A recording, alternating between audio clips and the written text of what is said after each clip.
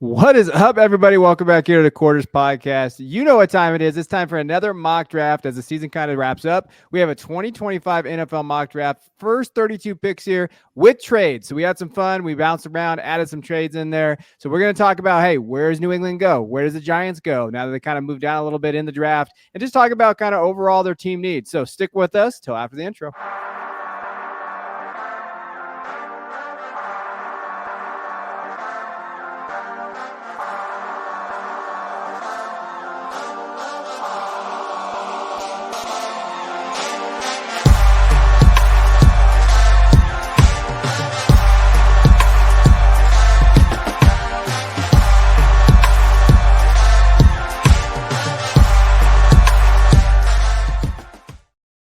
All right. We love these mock drafts. We're going to get started here. We have the top 8 here kind of going through here, but we have New England at number 1 at Travis Hunter getting taken out of Colorado. And when you're thinking of New England and what they need, and they got a little luck this week with the Giants winning, kind of popping up.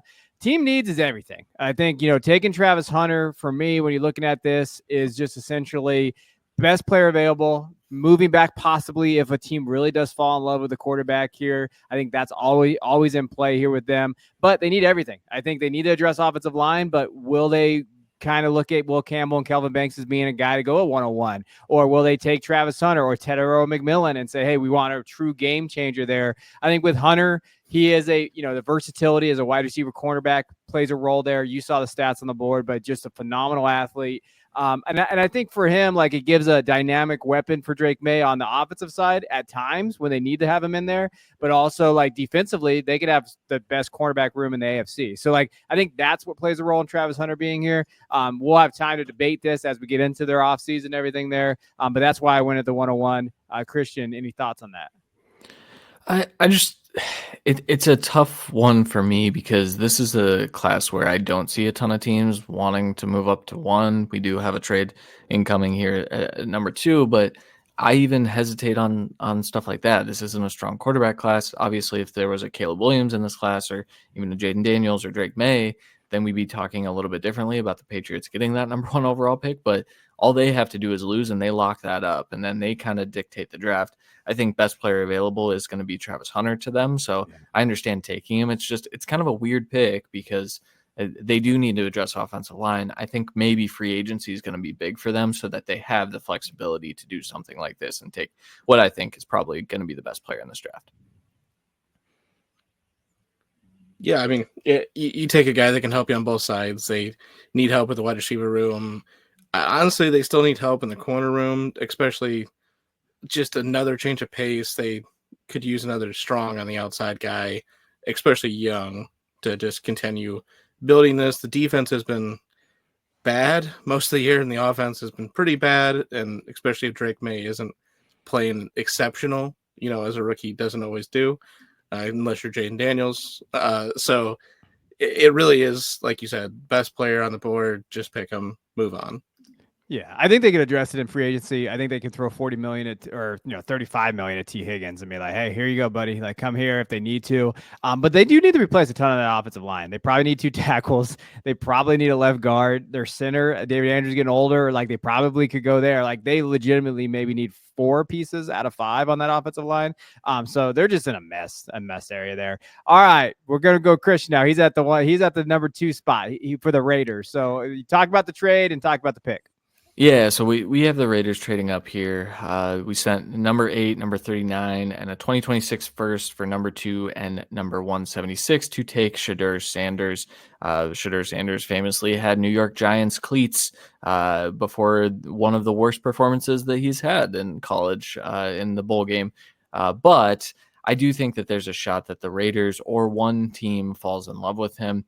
I think he's got exceptional accuracy. I think that he does see the field pretty well. Some of the sacks that he takes are very big problems that I think teams will certainly be asking him about through the pre-draft process. But I think the Raiders could do one of those, you know what? Hey, we're going to fire Antonio Pierce and we're going to bring in Dion and we're going to draft his kid and we're going to send the house to do it. So while I know Raiders fans don't love that, and honestly, I totally understand it, I also see this as a plausible situation or scenario that we could see come to fruition this April. Yeah, and me as the Titans sitting at 2, I think they could pretty much take everything. Mason Graham felt like a bit of a hat on a hat, didn't really need it. But other than that, it really was take whatever you want.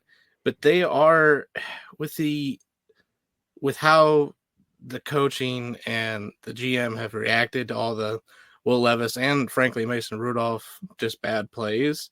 They are striking me more as a team that is going to be trying to give Sam Darnold every bit of money possible and or any other veteran quarterback, especially with this class and these two quarterbacks up here. It just doesn't seem as the perfect fit. So I think they're going to try the more veteran route. So the trade down made more sense to fill the most holes. Yeah, they need a ton of stuff. I think Tennessee just screams veteran quarterback. Every time I go through Tennessee, it just screams veteran quarterback there. I think they got a hell of a player, not to foreshadow if you listen on the podcast, but they got a great wide receiver there too, moving down and collecting the assets there.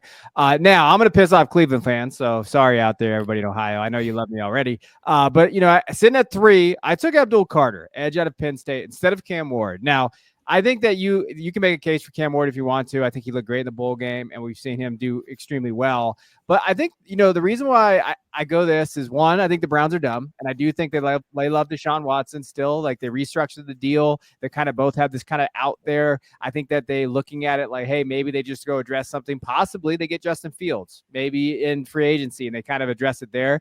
They do need help on the outside, though. And I think that, when you're thinking of what they could add to this room, they traded Zadarius Smith, and since then it's really been Myles Garrett. And Myles Garrett is still playing at an elite level. But if you add Abdul Carter to that defense, have those two guys there, if you do address your quarterback room in the offseason, possibly getting Fields or someone like that to back up Deshaun, who they still kind of, I don't know, there's a weird love affair there between the front office and him. They're kind of tied to each other there. I think having Abdul Carter is not a bad get here, especially with a guy with very, very solid upside. He could be one of the best players in this draft class, where quarterbacks are always a crapshoot there. So that's my take on there. Randy, what do you think about that? Yeah, I think it makes a ton of sense. This is one of my, just because the tackles this high aren't as valued as I'd like them to be for the Browns, even though really a right tackle of the future is what they need the most, probably besides a true quarterback to move forward with.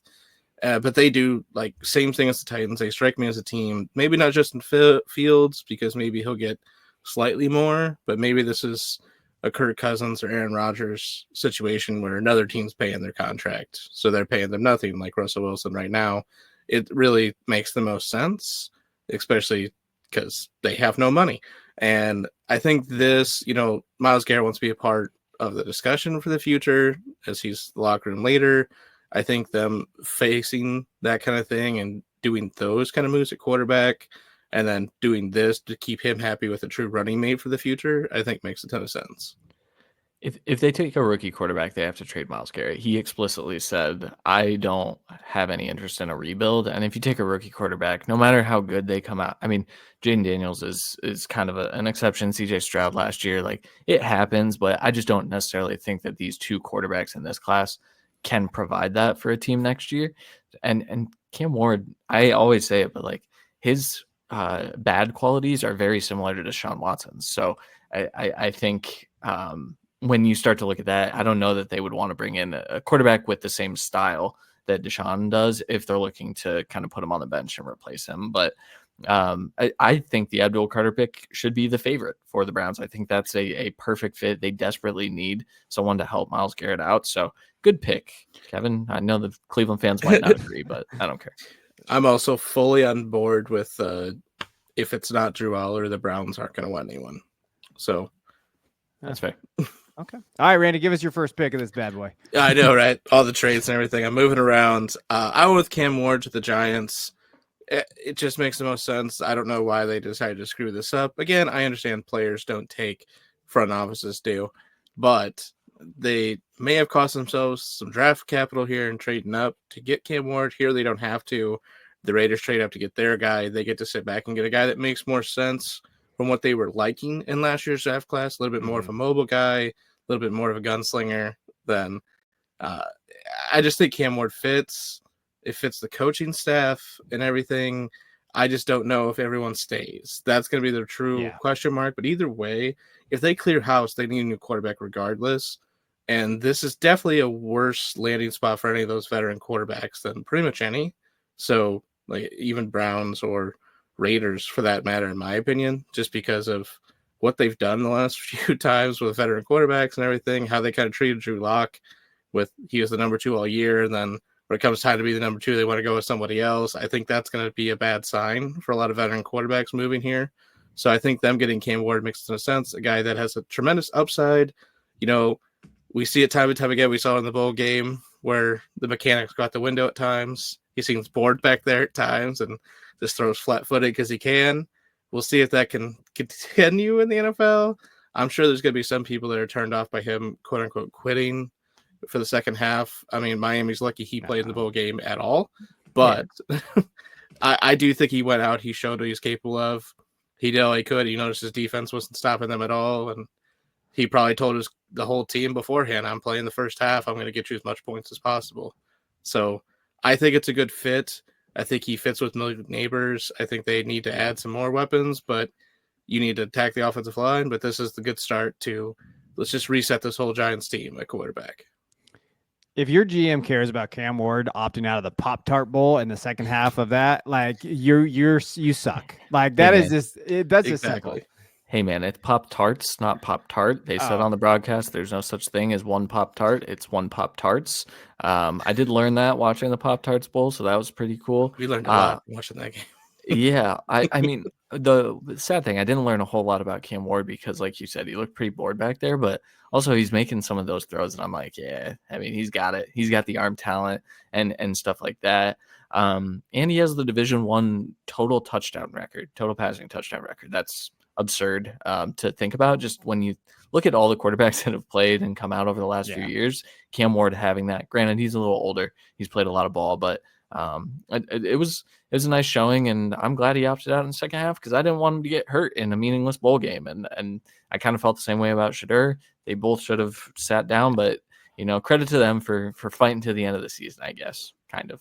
Yeah. And credit to Colorado for paying injury insurance for their stars to make them play. Should set a precedent for the future if you don't want your guys to opt out. Yeah. All right, Christian's got back-to-back picks here. So first up, he's got Jacksonville at 5. Where did you lean with Jacksonville? Jacksonville is taking Mason Graham, defensive tackle from Michigan. This is just a pick where I think Jacksonville has a lot of problems. I think some of those problems are on offense. I think a majority of those problems are on defense. I think they struggle on the interior of that defensive line specifically. Their edges have done okay this year. I think they have enough there that they don't need to reach on an edge here. I think corner is certainly a shout. I think, Will Johnson was in consideration here, but Mason Graham has been a different type of player. I think this is a blue chip prospect that should be in consideration for any one of these top 5 picks. And I think as we get through the draft process, we're going to find out he's an absolute freak who tests really well and just vaults up boards and gets really solidified in this range. I've seen him falling to the teens in recent drafts, and that's just, I don't think that's going to happen. I think this is a dominant defensive tackle you can generate pressure with from the interior, which is extremely important at the NFL level. Go ahead. I was just going to say, play it simple. He's a great player, and the thing that Jacksonville, they need everything, but the thing they need most is true leadership, and this is what they get. Yeah, well, don't draft Jack Sawyer then. No, I'm just kidding. I had to throw that shot in there. But yeah, I mean, I think if they hit on Mason Graham and Brandon Thomas Jr. BTJ in back-to-back drafts, Brian Thomas, excuse me. Like when you're thinking of them, Brian Thomas and Brandon had this little slip there. I don't know what I did. Yeah, my favorite player, Brandon Thomas Jr. Yeah, Brian Thomas Jr. If you got those two guys at back-to-back first rounds, I mean, Balky hit those two. Even though he hasn't hit most other things, like he did hit those if they keep him. And I do think with his versatility and upside, he's a cornerstone on the defensive side, and that is really kind of how you get out of this rut of picking in the top 10. You draft guys like Mason Graham, and I think that was a good pick there. With the Bears, Christian had his pick as well. Trade up here. So what did you trade up and who did you draft? I traded up from number 9. I attached number 71 and a 2026 fifth for number 6. And I came up to get Will Campbell, the offensive tackle from LSU.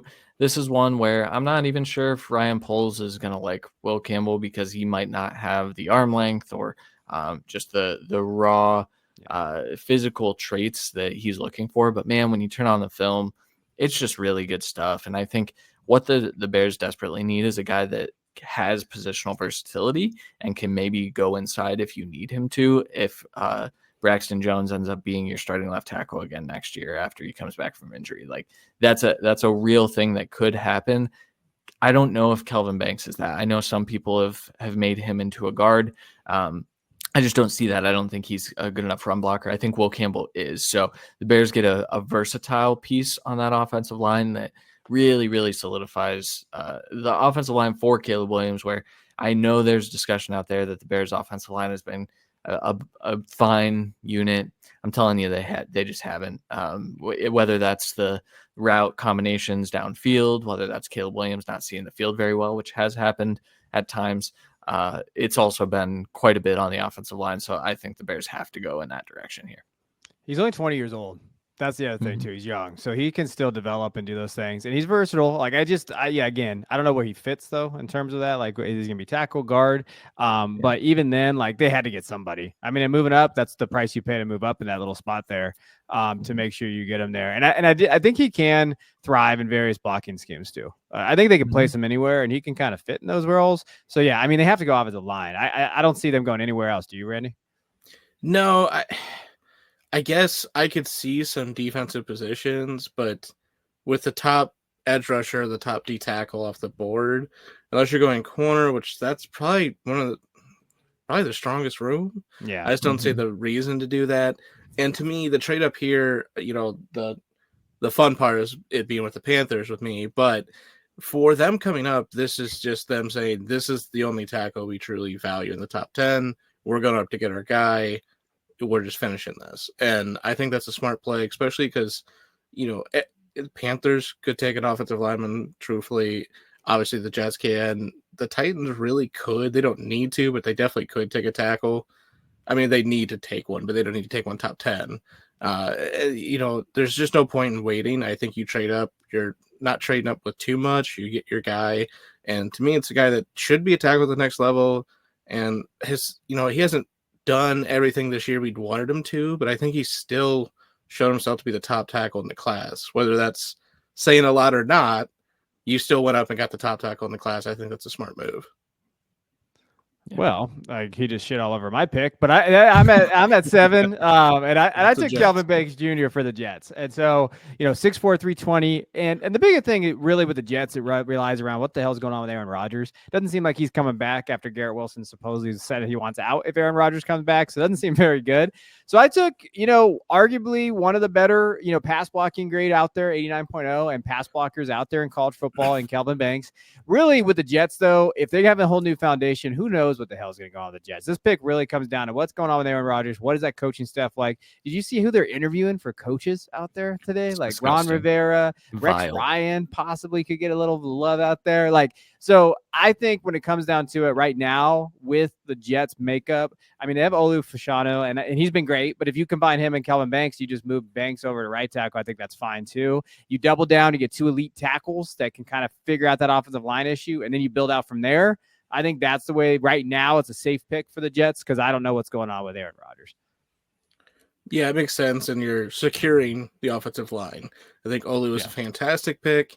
He's stepping in and playing really well. You've moved him around a lot. I think Kelvin Banks can just step in at right tackle. Obviously, got to work on the footwork on that side, but I'm sure he's been practicing that, and I'm sure his whole offseason will be practicing snaps on the right side just to make sure he's good on both.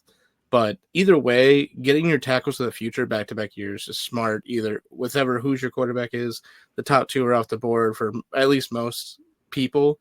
I don't see any way, even if they move on from Aaron Rodgers, that they're trying to draft the 3rd quarterback right here. So I think it's a good move of just backing off, waiting, get your tackles. Let's secure this offensive line for the future. You paid a lot for some veterans. I think we can move on from at least one of those, kick maybe one inside. I think you have a starting 5 or 6 pretty much fleshed out if you make this pick. Yeah. All right. Let's roll over. Now we have the Titans sitting there. Where are you going with this one, Randy? Yes, my cheapskate self trading back twice has put me in a rut here, picking 3 straight times. But for the Titans, after trading out and getting a good amount, I got Ted McMillan from Arizona. no doubt the best wide receiver in this class, as long as you're only counting someone as just a wide receiver. And, the size, speed, all the intangibles that you want, this guy's a monster. I think he's going to truly break out for this team. They spent a lot of money over the last few years, Calvin Ridley going for Hopkins. Traylon Burks didn't work out. You're really kind of trying to flesh out this room. Westbrook Akine can only catch touchdowns. We really need to get a true number one in here to help Calvin Ridley, because he's played really well down the stretch here. But if you can get him a true number one on the other side of him, so you can have a 1A, 1B, what they wanted with Hopkins, but it just didn't work out. I think it works out with Ted McMillan. I think he can move all around. Him and Ridley can keep switching back and forth wherever they need it. This is a dominant pick for their team, and you got extra capital this year and next year.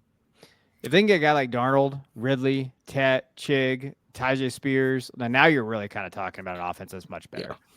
Yeah. Regarding Tet, I mean, we talked about him as Mike Evans but like Drake London. Kevin said last week, I believe that his floor is probably Drake London, Tet McMillan's. But look at what Drake London's doing now, especially now that he has a pretty good quarterback in Michael Penix. Like, he's over 1,000 yards, he's 7 touchdowns. Like, better than Kirk Cousins, I guess. The irony of Kirk Cousins possibly being the Titans quarterback. But. That's true, but I do think that there's a lot of upside with that. And I think Ridley's always been best as a 2. I think McMillan comes in and is immediately the number 1 receiver for this team. So yeah. And I'm all for a year removed from the surgery, Kirk Cousins being better than he was this year. If he's allowed to move around and he can actually plan off that back foot, which we did not see a lot this year, I think he can improve for a Titans team that will be looking to use their 2-back system a lot. Yeah. So I'm rooting for Darnold instead, though, to be honest. I think everyone is. It's just, does he leave is the question mark. But even if, I still think Kirk Cousins, he gives them a much better ceiling than Will Levis and whatever else they're going to be rolling out there. And if you could trade back and just kind of placate it, I think their coaching staff's good too. And with the trade back here, if Sam Darnold is re-signing for 2 years for a lot of money, you could trade pick 39 for JJ McCarthy and just move on. They're not giving up for a second just for that. All right, let's move on. We're going to go through 9 through 16 here. Randy's on the board again. He has some trade backs here. What are we talking here with Carolina? Where are they going? Basically just an extra third, throw in a 5th here, kicker. But again, another team that just needs a lot. I think you'd really like to get another wide receiver on this team with Tet being off the board. I think you take, in my opinion, the best player on the board, Will Johnson here. Truly a shutdown corner, something they've needed, again, as every other team we're going to talk about here that's drafted a corner for a long time. And I think he's shown everything and every kind of coverage that he's going to be a lead at the next level. I know Michigan fans have some doubts about him quitting down the year or whatever. We've seen that a ton of times, and it doesn't matter at the next level. I think Will Johnson will be an impact player for the Panthers right away on a defense that really was decimated with free agency this year and really hasn't played up to snuff. This is a team that's trying to play really hard. It didn't show this last week against Tampa, but I think Will Johnson is just what they need, even though they do need a lot more. This is fixing the J.C. Horn over Pat Surtain pick, because Will Johnson is your Pat Surtain, where I think you can just throw him on an island and then you don't have to worry about that side of the field. And that's how good he is. Kevin can speak to Will Johnson. He hates him for opting out of it. Him. He hates him. He's a hater. He sends death threats. That's bad. Well, he was injured. And so I think that's an important piece. But also I think he was injured the way Jamar Chase was injured that last year of college. So but it's still a solid pay. The Panthers need everything. I think if you can get a potential blue player with a trade back, that's phenomenal. Good stuff. I think what they actually kind of hope for, their run defense is absolutely atrocious. So when you're kind of going through what they've given up, 173 yards per game. Like, if they can get Mason, I think that would be great. But if Mason's off the board, I think Will's the next best guy. And I think that's a great pick if Will is clearly a tier of his own. Also, Derek Brown got hurt really early in the year. Their whole defense has been hurt, to be honest. They need edge rusher desperately, but again, Will Johnson is by far better. They should have had a guy like Brian Burns or something, maybe. Oh wait, Yeah, or maybe trade him for 4 firsts or whatever crazy thing the Rams were gonna give him. Oh God, bad franchises stay bad, boys. We know that. Yeah. All right. speaking of which, Yeah, let's still go to New Oh, Orleans. New Orleans Saints. Randy had another pick here at 10. When you're looking at the s- Saints, they need everything: tight end, edge, defensive line, corner, safety, wide receiver. You can name it. What do they got? Where'd yeah. you go with them? Yeah, I think for me, I truly would love to get them, but like you said, pretty much everything. They still desperately need offensive line, even though they got Fuanga last Yeah. year. Michael Williams here gives you the true upside. I think it's the type of edge rusher they like, a little bit of a size speed freak. I think he can do everything you're going to need him to. I think he's better than Peyton Turner. I'm assuming Cam Jordan's probably retiring this year. They need edge rusher desperately if he's going to be gone. We're just going to retool this whole team. Honestly, this is a team that should trade back from this spot. If they were picking top 5, I think you stick and pick. But with all, in my opinion, the blue chip guys that, positions in need at least are gone, I think I would trade back. No one's trading up here for anything on the board. So you take your best player available. I think a guy that's a true edge rusher and can truly make an impact on every down at that position is what they need the most from what's left on the board. yeah, Chase Young has been like fairly okay for them this year, and I'm curious to see if they bring him back. He's only on that 1 year deal, I believe. So, but still, like even if you bring Chase Young back, you still need to add young, talented players to this team. Yeah. I think it's a toss up on who they would pick. It would be really funny if they took a tight end. That's what I just want to say. Just get Tyler Warren in I as the know. Taysom Hill, and that would be Yeah. incredible content for everyone. And I will say, like, Brian Brzee and the rest of the D tackle room has stepped up down the stretch, or else this would have been a D tackle pick. And with Cam Jordan likely to leave or retire, it was a really swing vote here for edge rusher. Yeah, no, I think that's a good pick. I think it's just based on what edge do you want to take there, and it's just Yeah. like, all right, I'm gonna kind of roll with this guy. I had San Francisco, and when you're looking at San Francisco, they need a lot of stuff, more than what people I think realize with them. Obs tackle, interior offensive line, defensive line, corner, safety. Like they definitely could go down that road again.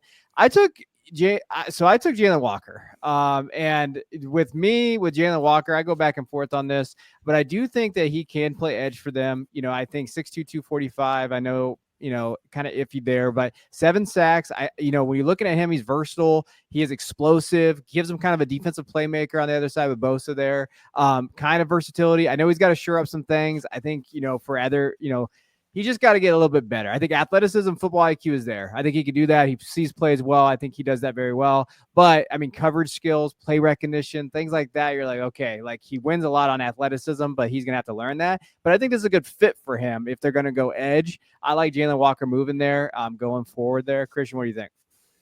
Yeah, I don't like drafting Jalen Walker in the first round if he's just a linebacker. I Yeah. think some of the linebacker film is good, maybe not great. I do think he run fits pretty well, and he gets off blocks really well for a kid his size. But that's all the more reason to move him to edge rusher because I mean he's got powerful hands. He's really really explosive. He's super bendy, and the 49ers, like if you put him opposite Bosa, that's a pretty nice duo. They've got a few players in there that I think he'd be battling with to get snaps initially as he develops. But this is one of those guys where you just bet on the traits and hope that the rest comes. And I think the 49ers are in a pretty good position. They do need a lot, but they're also like still right there with everyone healthy.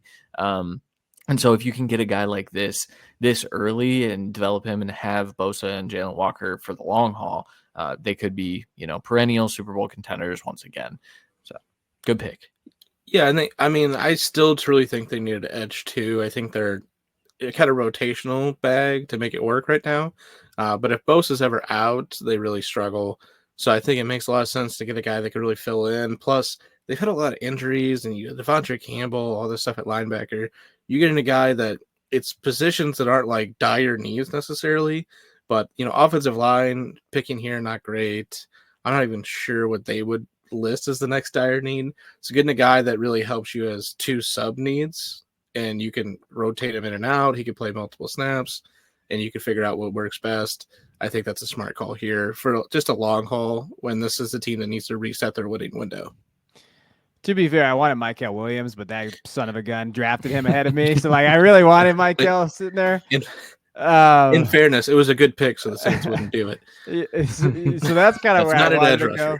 Yeah, that's where I wanted to go, but he took it from me. But I'll take him there. Yeah, and Walker to me, if they're moving to edge, I'll take that. Like, okay, gonna move him to edge. You're not a linebacker otherwise. All right, let's go to Indianapolis, who just got beat by the Giants. Kind of in a tailspin a little bit in terms of what they need. Like they're all across the board here. Randy, where'd you go with them? Yeah, I know we've gone Malachi Starks a ton here. I do think he hadn't finished the season super strong. We'll see how he finishes this playoff run, if he can catapult himself back up here. I do think that's a fantastic need for the Colts. I'm curious how they do that. It looks like there might be some safeties in free agency, so I backed off a bit. I think they could truly use another interior presence, especially as a pass rusher. They have a lot of run stuff. They have a good mixed bag there right now, but Walter Nolan has been electric all year. I think he'd be a game changer for this defense. They're giving up everything on the run, everything on the pass, it feels like, in the Colts. They can't stop the Giants. So I think getting a guy in here that can truly be a game changer for you, me and Christian, mainly Christian, I'll give him all the credit on there. I'm more just following up on the praise. But he is just really came on strong this year. Everything we wanted from him from this offseason, he's really shown on tape. And he's put up the stats. He's done everything you wanted. And I think he's going to finish strong, going into this combine, going into everything. And the Colts are going to love him. I think he's going to test well. That's the biggest question mark with the Colts. We're going to need to see at least an 8 on an RAS for him to be drafted by the Colts, but I think he can do that. And I think he can be a true game wrecker for them. They, have made some good picks at edge rusher. They've kept their strong guys at D tackle. I think this gives you a bit of both and really reshapes that defensive line. And hopefully we could build something better. With the offense trying to remain electric, we need to help the defense. He's a gnarly player, man. I just I don't understand why Big Draft isn't all over him. Maybe it's what followed him from Texas A&M, but this is my number 2 player in this draft. So good pick, in my opinion. I would do that. And also, I think he's locked in for a relative athletic score of over 8. Like, I throw him at 9, 9.5. Like, the kid is incredibly athletic. So, yeah. All right, let's move on real quick to Dallas here with Christian. Where did they go with this one? I'll be quick. I just gave him Ashton Genty, the running back from Boise State. This has been obviously Dallas does have larger needs. And maybe this is me just figuring out where the hell Ashton Genty is going to go in this draft, because so many teams up top here shouldn't be taking a running back, but maybe one of them will. That it'll surprise us. That said, Dallas desperately needs a running back. Like that running back room, Rico Dowdle has been a fine player for them, but he's not a one. They need pass catchers for sure, but Genty can do that. I think that knocks out 2 birds with 1 stone, essentially. So Genty should have been the Heisman. I think he's the 3rd best player in this class. And Dallas probably won't do this. They'll probably draft an edge rusher or a defensive tackle. The good thing for me was that all these edge rushers and defensive tackles already came off the board. So it was kind of like an easier thing to do taking Genty here. Yeah. Even though there's a Michigan one right after this, but we're not going back down that rabbit hole. I was just going to transition to not every D tackle. But no, it's Genty. It's just a scheme fit. It's just, what are we doing with this whole team? It's the biggest question. But yeah, again, it's going to be the most fun pick. I think Jerry is going to do this to sell tickets to more. It's just everything makes sense to where it's going to happen. But they don't really have the money to fix the other issues, and they need to fix the other issues too for this to be a good pick necessarily. So my only pushback a little on this is that they may look at their wide receiver room and say they need to fix that first, and they'll be like, and they don't have the money to do that in free agency. So they might say, hey, Emeka, Luther, whoever or probably someone worse, because that's just how they draft. Like, hey, we'll draft him here. And then because there's running back depth outside of Ashton, maybe they go backwards and they kind of look at those guys in the 2nd, 3rd, 4th round.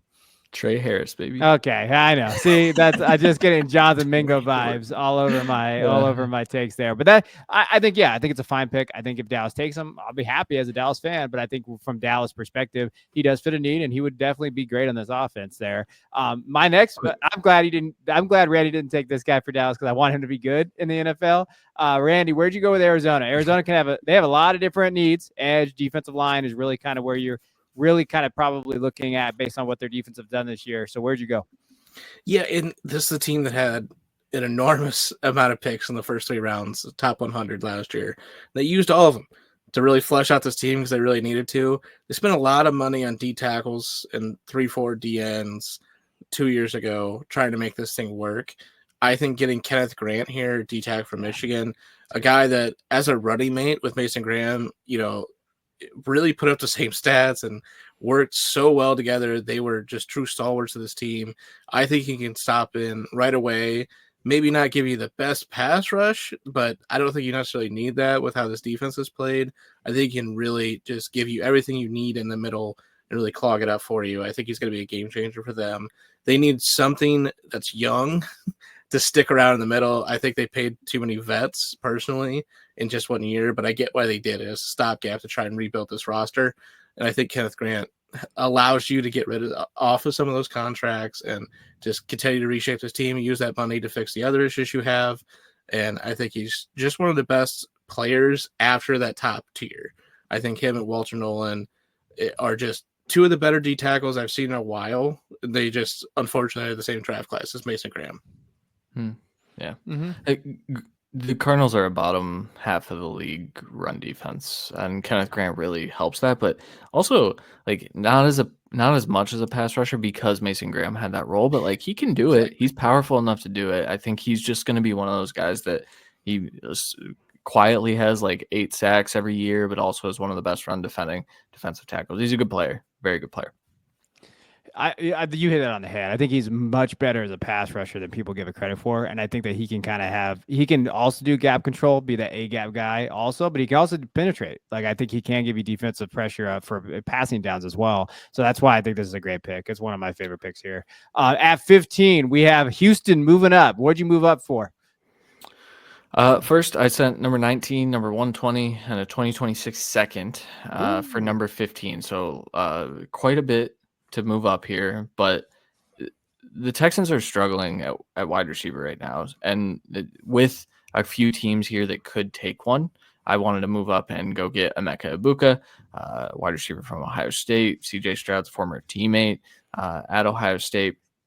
This kid, to me, he's the wide receiver too. I think we've talked about him quite a bit on this channel, but I view him as a power slot type of player. I think the Tank Dell injury is really, he's not playing next year. So right now with that and Stephon Diggs' contract situation, like their number 2 wide receiver probably isn't on the roster right now. Going up to get Emeka Egbuka, getting a reliable chain moving type of slot wide receiver for CJ Stroud is very necessary. I think Bobby Slowick being fired is probably pretty necessary too. That offense has been really, really bad this year.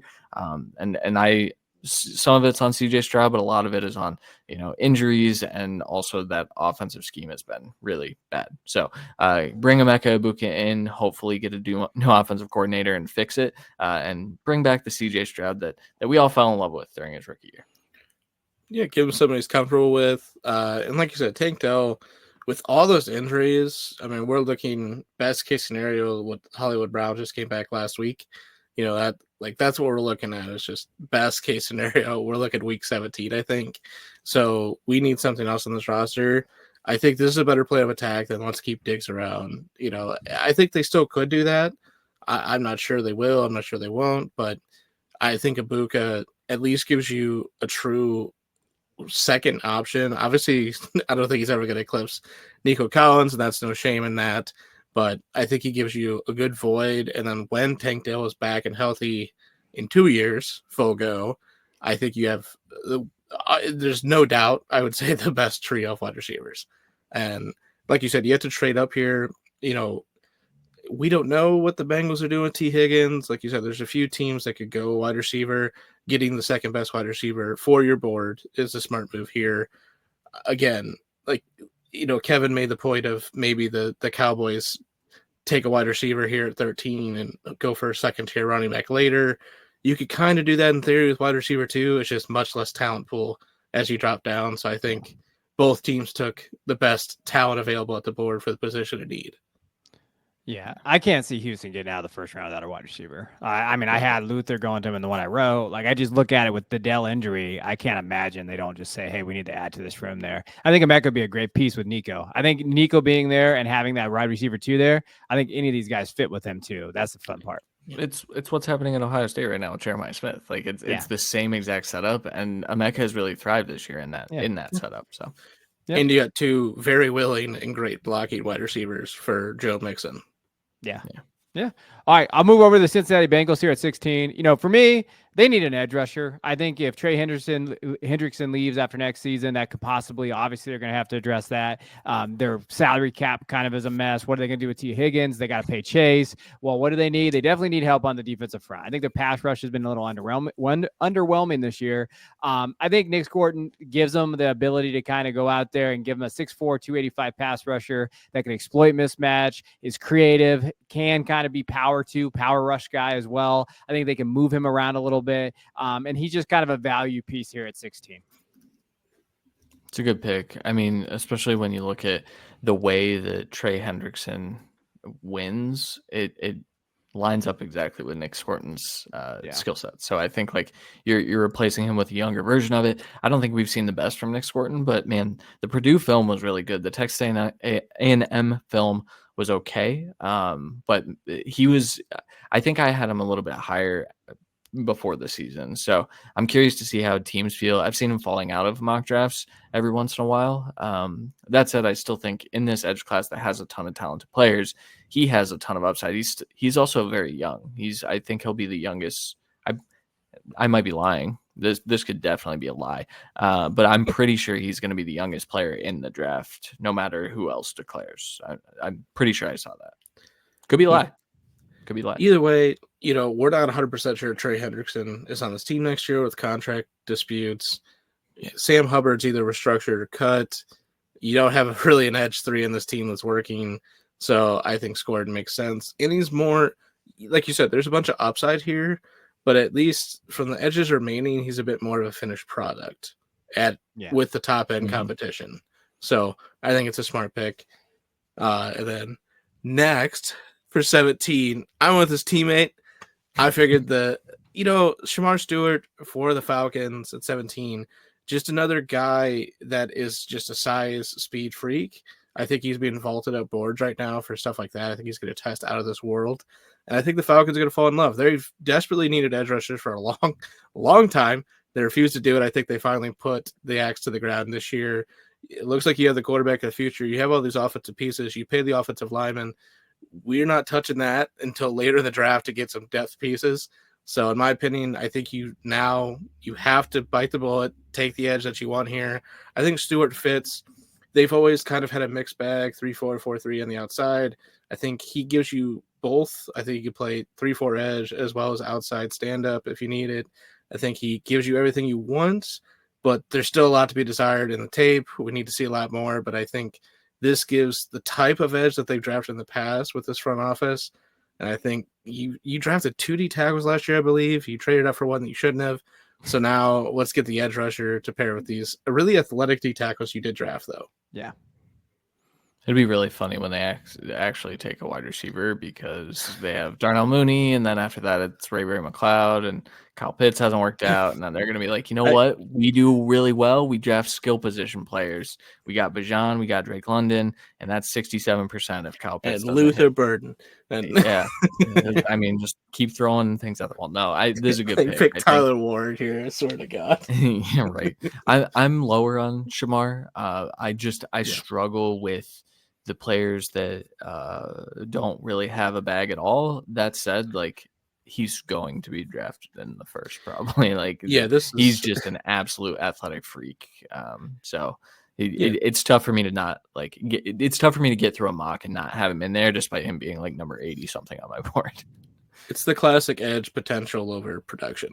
Yeah, and Falcons are a team that's going to take that. They need to. They have no option. Yeah. They have to take an edge. Like, they have especially in this class. If they don't take a first round edge in this class, whoever it is, like, they'll probably pick the wrong one. But they need to take one because they have to get edge rush. They have to get production from that spot. They just haven't had it.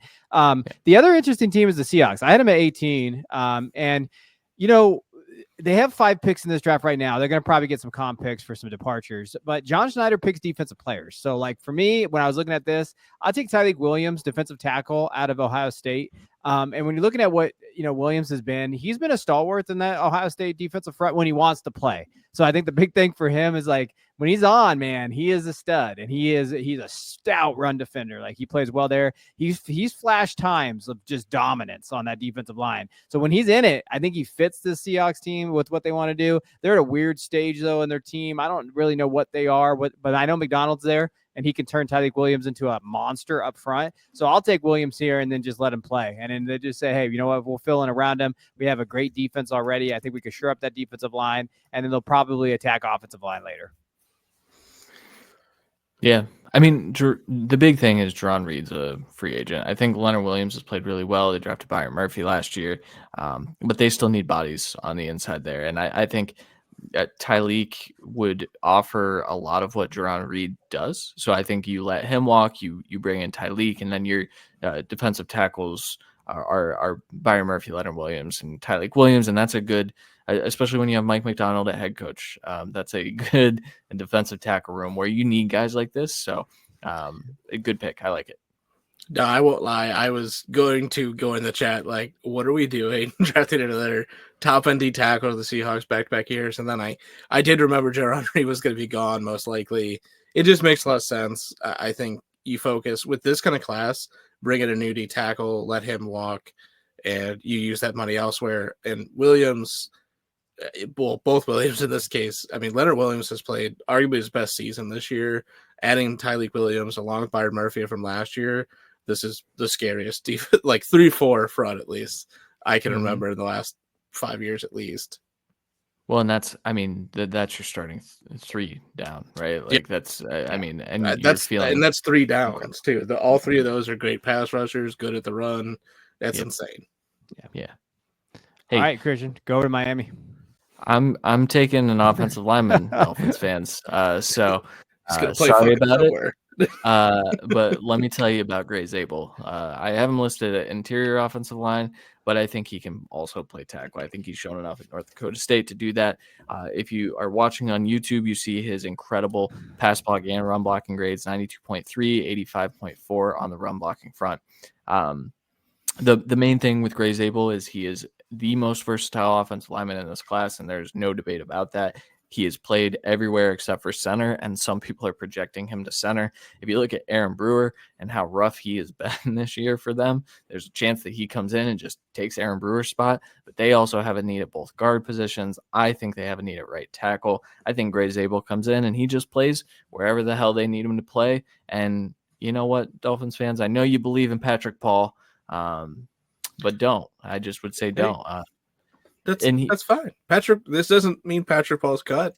This is a guy that can play anywhere. That's true too. And I think Teron Armstead is like 75 years old. I think it's really important to keep Tua protected. If that's the route you're going, you have to keep him protected. I think Gray Zabel would do a good job at doing that. And this was the trade down spot. So I traded with myself. I moved Houston up and I moved Miami back. So got an extra pick here and a second for next year. I think that's pretty vital for the construction of this team too, because they're not in a very good cap situation either. Nope, leave it to Christian to play with himself. But getting the most versatile offensive line piece in the draft, it makes the most sense. Demonetized for that. What? Did you trade it with yourself? I don't know what you want. It'll be all right. You would have made it dirty. But Gray Zabel is, we've said this multiple times, he's going to be the draft guy's darling for this draft. And, he's going to go to every kind of camp, anyone he wants, and just obliterate people. And I think him showing the signs at center is going to be huge. And like you said, Aaron Brewer hasn't been great. There's a reason Tennessee moved on for him for a better one. So I think this gives you every option possible. Patrick Paul can play. You can keep Armstead. I don't really care who you want, but Zabel is a starting offensive lineman for you, which you desperately need because, like you said, you need to protect Tua because it's clear he's not going to protect himself. Yeah. It's not going to excite fans, but it's what they need, really. Like that's kind of the pick that they need there. That's what I do best. All right. All right. At 20, we got the Broncos. Where are you leaning with them, Randy? Where are you taking? Yeah, going from a take your vitamins pick to let's have some fun and get the new Taysom Hill. Sorry, I had to get the quote in. But Tyler Warren, the Penn State tight end, arguably the best tight end in the class, arguably the best pass catching tight end in the class. This is such a great top 2 tight ends, but this gives a little bit of a fun complement to this offense. Again, Sutton's been okay. Mims had a great game this week. Franklin's caught some balls this year. Vele as well. We really need a true game changer and a true weapon for this offense to really make Bo Nix an actual sustainable piece at quarterback for the future. You need to give as much weapons as possible. Your offensive line, you've already kind of solidified as long as you keep paying everybody. So getting Tyler Warren here as a versatile weapon who can be your wildcat quarterback if you want. Sean Payton's been dying to put those plays in the playbook. So he gives you another depth piece at that kind of position. He gives you a bigger playbook to work with and makes you, honestly, I'd say he'd be their true number 1 weapon. So I think he's able to do that day one. He's going to be electric for the Broncos. And wow, the AFC West getting another ridiculous tight end is going to be wild. Yeah. Well, one is 75 years old as well. Still scoring. This fits for them. This is a good pick. I mean, just fits pretty much everything that they need. And Peyton's been looking for this type of guy for a long time. When you look at this coming up to Tampa Bay is a hard team to kind of mock for. So Christian kind of had I think they go edge. I've seen Christian mock at edge for them for every single mock, I think. But where are you going here with Tampa Bay? Yeah, my thing with Tampa Bay is a lot of their problems have been injury related on the defensive side. So it's like, I don't know where they're going to identify needs, but I do think they took Chris Braswell last year. I don't think that's going to prevent them from getting what I think could be a game-changing edge, and Mike Green, the edge from Marshall. This kid to me is as good a pass rusher as any in this class, including Abdul Carter. He's right up there as like one of the bendiest players, one of the highest motors, just a natural nose for the ball.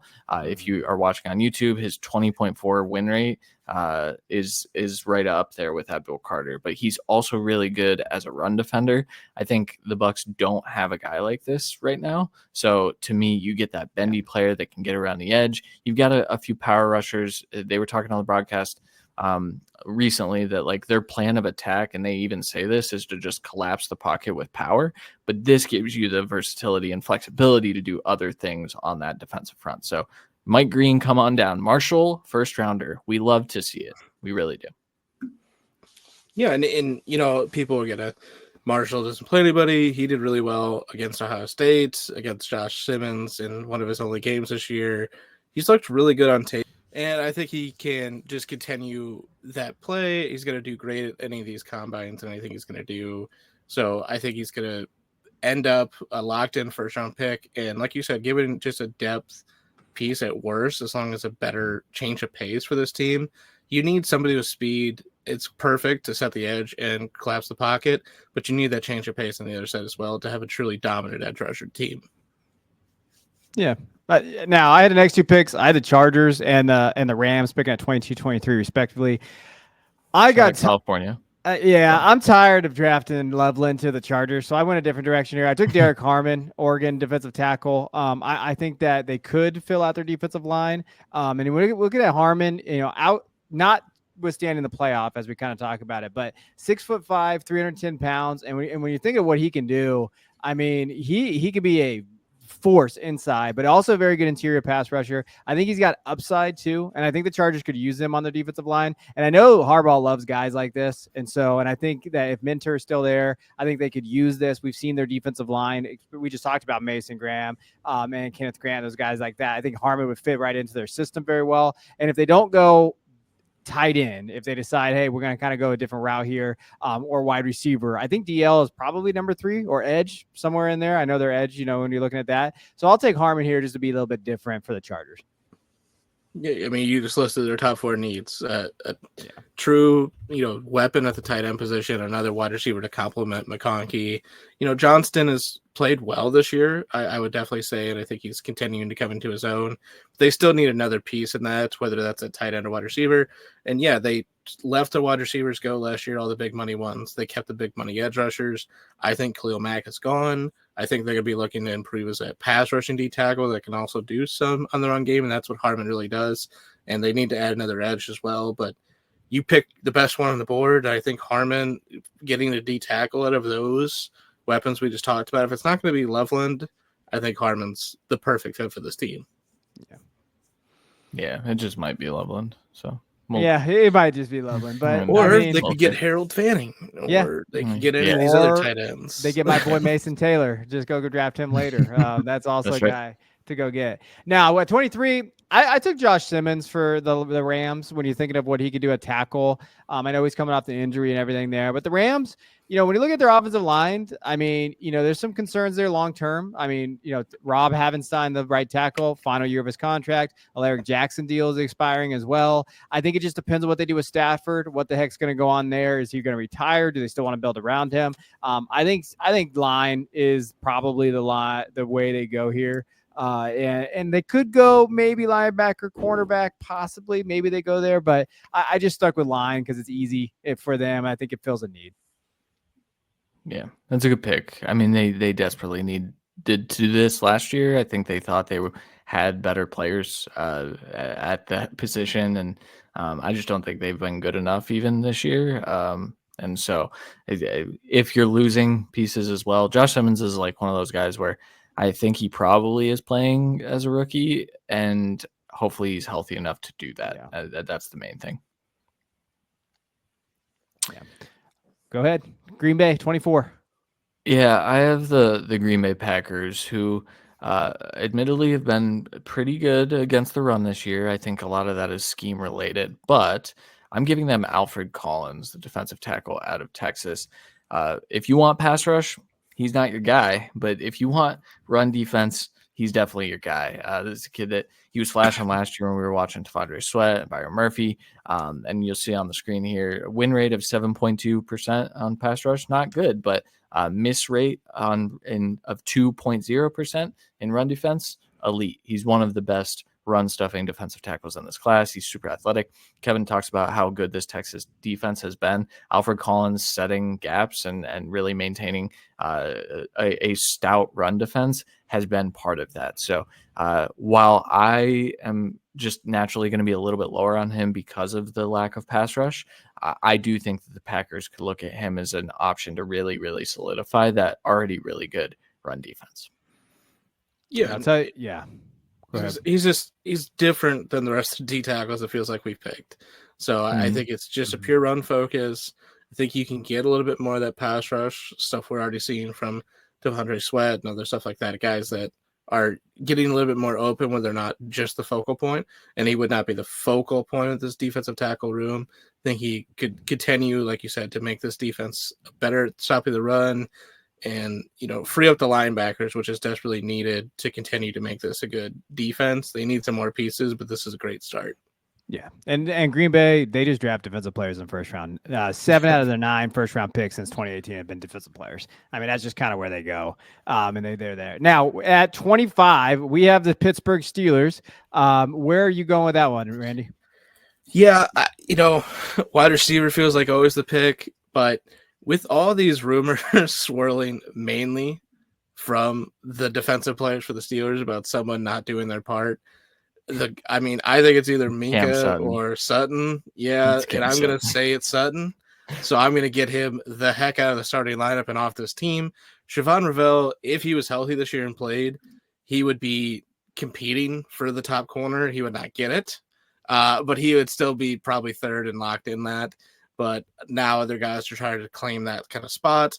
I think he gives you everything. He can play all kind of coverages and be a great complement to Joey Porter Jr. This would really flesh out that secondary fully and make this defense yet again a strength, especially when they're not 100% what they're going to do at quarterback. I think it's obvious they're going to bring back Russell Wilson. I just don't know what else is going to happen with this team. The offense does need work, sure, but maybe they're not in love with Luther Burden. Maybe it's just not what they want. Maybe they're not. I don't think they're looking at a tight end here with Freiermuth and everything. Running back seems rich for them. So getting a top tier corner is a smart move. Yeah, I like it. I'm gonna keep the cornerback train rolling here with the Commanders at 26. I'm taking Jahdae Barron, the corner from Texas. Apparently, I'm just taking Texas defensive players the Hey, rest it's of the way. okay. That's not a bad strategy to take here. It is not a bad strategy, but this kid has been one of the better cornerbacks in college football this year, and I think his Pro Football Focus grade might be right up there with Travis Hunter on that side. Just 8 pass breakups, 5 interceptions. It's very, very tough to throw against him. I think he's good in every type of coverage. I think that he also could transition to safety if you need him to. I don't think the Commanders actually would or would want him to. I do think they need to add either an edge rusher or a corner in this first round because when you have Jaden Daniels, I think your offense is fairly set as long as Cliff Kingsbury's still there running whatever they're running out there. But Barron to me is just you get a good player in your secondary, and I think that's important for Washington this offseason. Yeah, no, I mean, that's a good pick. Barrett is the most underrated player in this draft right now. I love that kid. I'm excited to see him play in the playoff. I think that's a really good pick there. I had the Ravens, so I had the opportunity to pick for the Ravens at 27.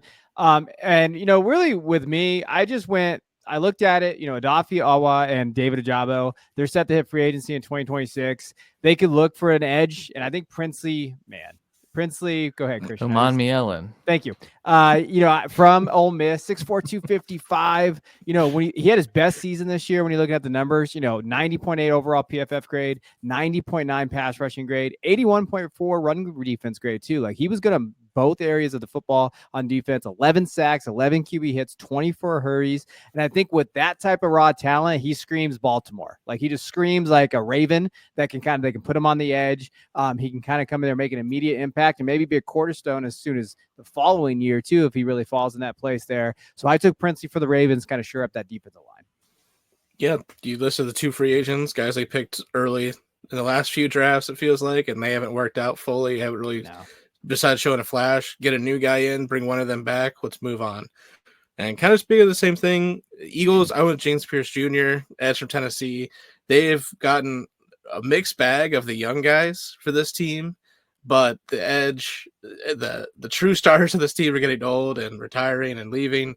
So getting a new guy, fresh legs, a guy that, starting the year was the number 1 pick for a lot of people.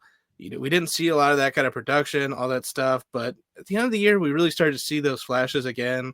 I think a team like the Eagles, to where he would jump in and would be a rotational player day one, and they just get another SEC dominant upside edge. I think this is a smart move for a team that doesn't have that many holes. It wasn't an offensive lineman I was in love with here for them. Did they get a wide receiver 3 finally? Like, did they get a tight end to replace, even though Calcaterra is looking good? Like, it's just a rough. You drafted so many secondary players in the past 2 years. It makes more sense to get a dominant edge rusher, at least hopefully. Yeah, no, that's rough a good game pick. Against Ohio State, though. Rough game. It wasn't. He best. did. I just didn't. I was at that game. I didn't see him. Where was he? Well, how high were you sitting though? Like that's the problem. Like where were you at in the stadium? They're all pretty good seats, but yeah, I was in the upper deck. Ticket for free. It was a good time. Yeah, I mean, I think that's a total Eagle pick, though. I mean, a guy like that upside SEC talent going after quarterback, and especially in that division, they're going to need it, especially if they're playing Jaden Daniels. I think that's one part of it too. Now that you have Jaden Daniels in that division, you got to get him, and you're going to have to try to catch him as he goes. At 29, I have Buffalo, and really this is just a need pick for me. It's probably not. I mean, I know Christian doesn't like him, but I took Trey Amos, and with him.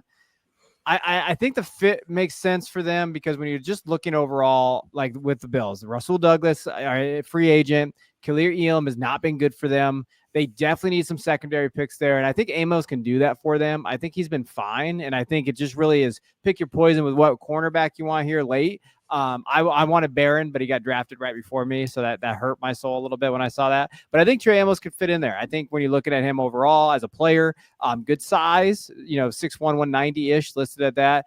Good length, playmaker. He can force turnovers for them. Maybe he can kind of shore up that cornerback spot for the Bills because they've been looking for that cornerback 2 for a long time. Yeah, QB2. Yeah, QB2. I think this again, like they probably should have traded up if they desperately wanted one of those top 2 corners left on the board. If they don't like Benjamin Morrison or he's even coming out, and then I think he fits. I think safety also made sense, but I think it was a great fit here. Yeah. All right. Who are you taking for Minnesota, Randy? Well, seeing as how it's your pick, I don't know. I just wanted you to take the credit for this pick of Colston Loveland, the tight end from Michigan. So when I made this pick, Randy said, another tight end, huh? And I said, you know what? Yeah, we're going to roll with another tight end. TJ Hawkinson has played quite well down the stretch after getting healthy. I think that's an important note. Hawkinson does have an out after next season. So there's a world in which they start looking at, okay, we do have to pay some of these players. I think, down the road, Addison is going to be a required contract for them. Down the road, JJ McCarthy is going to get a big fat contract, I do believe. Why not go get his best weapon and let him cook with Colston Loveland, who he cooked with at Michigan when they let him throw the ball. More of just a team that they do have needs on the defensive side of the ball, and we took 8 million defensive players in the first part of this draft. So it was like, let me just take what I think is probably the best player available here to the Vikings, and that's what good teams do. So I'll trust Kwesi Adofo-Mensah to do the right thing here. And you did point out that they do, and they have for the last 5 years, I believe, used a lot of 12 personnel. I believe you always see 3 tight ends play every single Sunday. It makes sense to get another guy, another weapon. They really don't. I mean, they've had wide receiver 3s kind of pop up here and there and have decent games. We had it this week. I think getting an actual true weapon to go along with that, especially with Hawkinson's injury history, it does make sense. It's just feels fun and rich for the blood. Doesn't it? It felt weird doing it, but I was like, you know what? Let's roll. Vikings. They don't have a let us ton of know what you think. picks, right? They don't. They don't have a ton of picks, so that's where my exactly. So maybe they trade out. Maybe someone wants something here, but like you said, we picked all the corners. So unless they're going safety. This is the Quinn Ewers spot or the Drew Aller spot. Yeah, it is. It could 30, be to like the trade up in third quarterback, maybe hanging out on the fringe out there, or some team believing in them or something. Don't act like Drew Aller would be here at number 30. That's a lie. He'd be gone in the top 10. He's great. Yeah, he would have been gone at 25.